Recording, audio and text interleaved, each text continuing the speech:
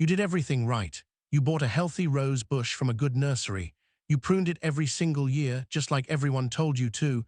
You even used sharp pruners and cleaned up the yard when you were done. And still, your roses come back thin, weak, barely blooming if they bloom at all. Here's the truth nobody tells you: pruning roses isn't hard, but it's specific. And most people are unknowingly making one, or several, mistakes that sabotage their roses from the very first cut. In this video, I'm going to walk you through 6 of the most costly rose pruning mistakes, including a few that even experienced growers keep making. And I'll warn you now, mistake number 5 is the one that kills roses the fastest. It's quiet, it's easy to miss, and it can take down a healthy bush in one season if you're not careful.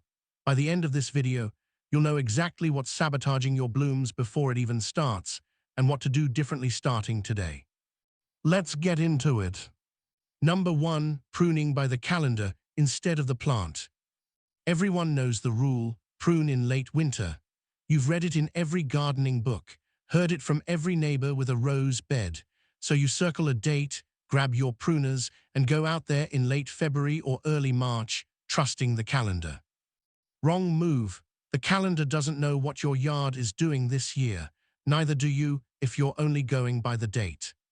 Roses don't care what month it is. They respond to temperature. The right time to prune is when daytime highs sit steadily between 45 and 50 degrees for 5 days straight.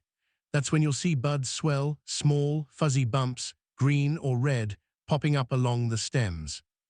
Cut too early, before that swell shows up, and you trigger new growth during a warm spell that won't last. A late freeze hits that tender tissue, cells rupture. Now you've got crown rot instead of blooms. Wait too long, and the plant wastes stored energy pushing out leaves on wood you're about to cut off anyway, weakening the whole season. The fix: stop watching the calendar, start watching the bush. Walk outside every few days once late winter approaches. See those pea-sized buds swelling? That's your green light, not before, not after. Get that one wrong, and your rose struggles before it even wakes up. But timing isn't the only thing people get wrong. Next up, the actual cut itself. Number 2. Cutting straight across instead of at an angle. Most people think a cut is a cut. Snip straight across, clean and simple, move on. Wrong. That flat cut is quietly setting your rose up for trouble. Here's why: a flat cut gives rainwater nowhere to go. It just sits there, pooling on the wound. That moisture dilutes the plant's natural defenses and creates a breeding ground for fungal spores. Your rose ends up fighting disease before it's even healed. The fix: make your cut about a 1/4 inch above an outward-facing bud, at a 45-degree angle sloping downward and away from that bud. Water runs off instead of collecting. The wound stays dry. Your rose gets a real chance to seal itself. But here is the crazy part.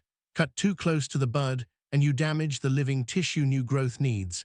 Cut too far away, more than 1/2 inch, and you leave a dead stub with nowhere for nutrients to flow.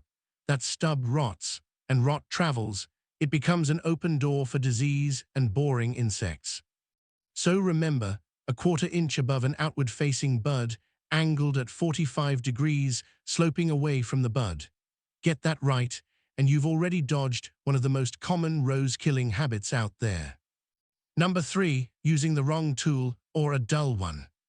You figure a pruner is a pruner, cuts through the branch, job's done, right? Wrong. The tool in your hand matters just as much as where and when you cut. Here's the problem: anvil-style pruners work like a knife pressing onto a cutting board. Instead of slicing cleanly, they crush the cane, squeezing and tearing the tissue that carries water and nutrients up and down the plant. Damaged tissue dies back several inches down the cane, and dead tissue is an open invitation. Wood decay, fungi, and boring insects move in and hollow the cane out from the inside. The fix: use sharp, bypass-style pruners, the kind that work like scissors, 2 curved blades sliding past each other. Keep them sharpened. Replace them the moment they start crushing instead of cutting. Here's the pro-level detail most people miss: pruners alone aren't enough for thicker canes. Once a branch is thicker than 1/2 inch, hand pruners lose their leverage and start crushing, no matter how sharp they are. That's when you switch to long-handled loppers or a pruning saw. Every cut stays clean, no matter the size of the cane. Sharp tools fix a lot, but they can't save you from this next mistake, because this one has nothing to do with how sharp your blade is and everything to do with what's living on it. Number 4, skipping tool sanitation between cuts. You wipe your pruners off once at the start of the season and figure that's enough. Wrong, and this is one of the sneakiest mistakes on this list because it doesn't show up right away. Here's what's happening. Every time you make a cut, tiny fungal spores from diseases like black spot, downy mildew, and rust can cling to your blade without you noticing. Move from cane to cane or bush to bush without cleaning your tool, and you're not just pruning. You're injecting disease straight into the healthy, open wound you just created. It's like using the same needle on every patient in a doctor's office. This gets more serious with rosette disease, a virus, no cure, spread by tiny mites. Once it takes hold, it spreads fast and kills the plant. Dirty pruners can carry that virus from an infected bush straight into a healthy one. By the time you notice, it's often too late. The fix takes seconds. Keep a small bottle of rubbing alcohol, at least 70%, in your gardening bag. Wipe your blades down before you start, and again every time you move to a new plant. Don't wait until the job's done. Think of it like washing your hands between patients. That's the habit that protects everything else you're doing right. 4 down, 3 to go, but this next one is different. This is the one I told you about at the start, the one that kills roses faster than anything else on this list. If you've ever pruned right after it rained, or on a cold morning just because it was convenient, pay close attention. This next 30 seconds could save your entire rose bed. Number 5, pruning in wet or freezing conditions. This is the one I warned you about, the mistake that kills roses fastest, sometimes in a single season. And it's not about how you cut, it's about the conditions you're standing in when you do it. Grabbed your pruners right after rain, on a cold, damp morning just because it was convenient. Wrong, and this single habit causes more damage faster than almost anything else on this list.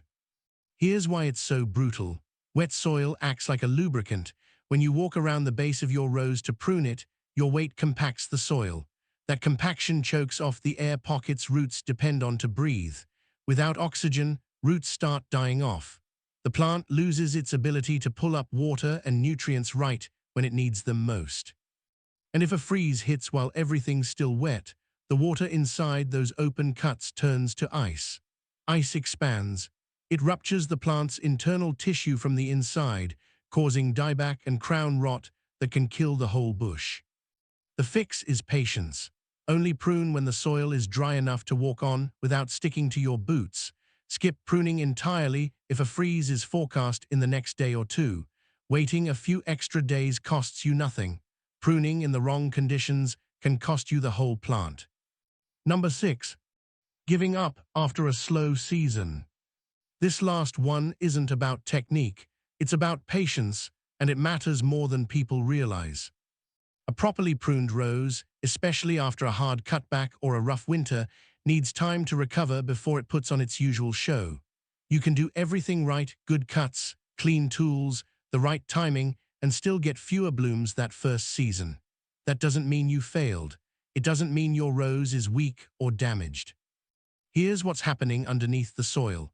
When you prune correctly, the plant shifts its energy toward rebuilding roots and strengthening its wood before it invests in flowers. Blooming takes energy. A rose that just went through a hard prune, a cold winter, or both is being smart. It's prioritizing survival over show. That's exactly what you want it doing. The real mistake isn't in the pruning, it's in what happens after.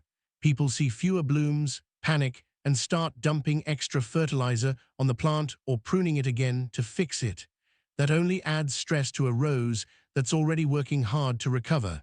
It sets the plant back even further. The fix is simple. Give it a full season. Keep watering, keep it fed on a normal schedule. Resist the urge to intervene. By the following year, a properly pruned, patiently cared for rose usually comes back stronger and blooms more than it ever did before. So there you have it, 6 mistakes that are far more common than they should be, and every single one is fixable. To recap quickly, prune by bud swell, not the calendar.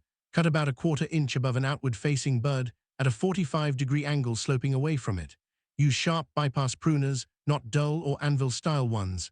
Sanitize your blades between every cut. Never prune in wet or freezing conditions. That's the one that kills roses fastest. And give your rose a full season to recover before you judge the results. Fix those 6 things, and you'll be amazed at how strong, healthy, and full your roses become. If you found this helpful, go ahead and like the video. It genuinely helps this channel reach more rose growers who need this information. And if you're planning to prune your roses this season, drop a comment below and tell me which type you're growing: hybrid tea, floribunda, or a climber. Subscribe if you haven't already, because we've got more rose-specific deep dives coming that are exactly like this, practical, no fluff, and built around what actually works. See you in the next one. It's probably another helpful rose video.